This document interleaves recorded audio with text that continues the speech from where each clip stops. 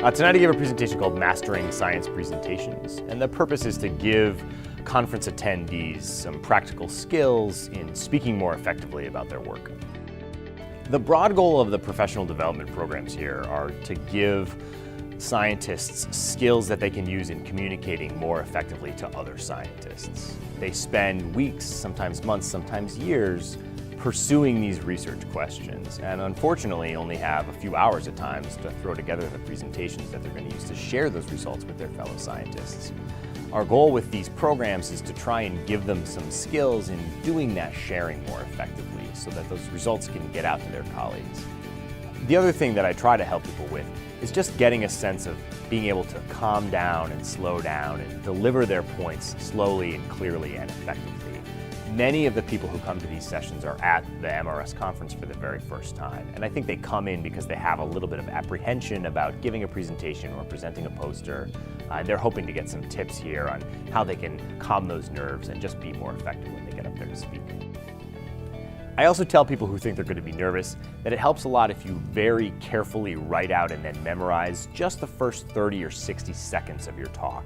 A lot of times it's just those first few steps that really make you feel intimidated. So if you know exactly what you're going to say, you can just get up there and get started.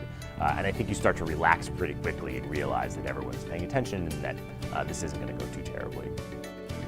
I'd say the most important thing that I encourage attendees to focus on is telling a story, is trying to convey the importance of them expressing to their audiences not just what they're working on, but why they're working on it and why those things are so important.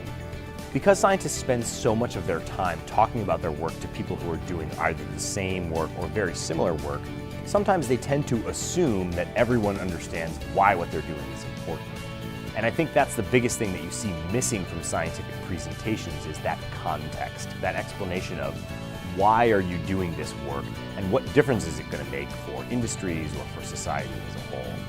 To give good presentations to not only the people that know my research, but also the people that maybe have no idea about my research.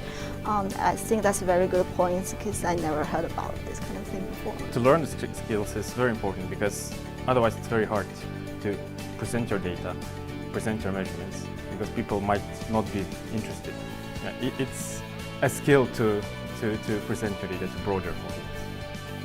I've been really lucky in that I've been doing this with the Materials Research Society for a long time now, and I've seen a number of people come through my sessions or that I've worked with on a one-on-one basis who have gone on in their careers to new and different things.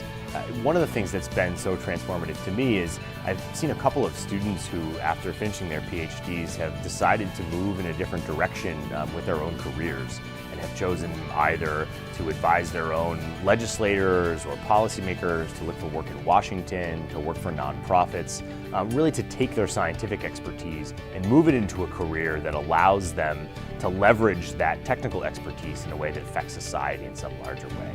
And I have to say that I get a great deal of satisfaction from that.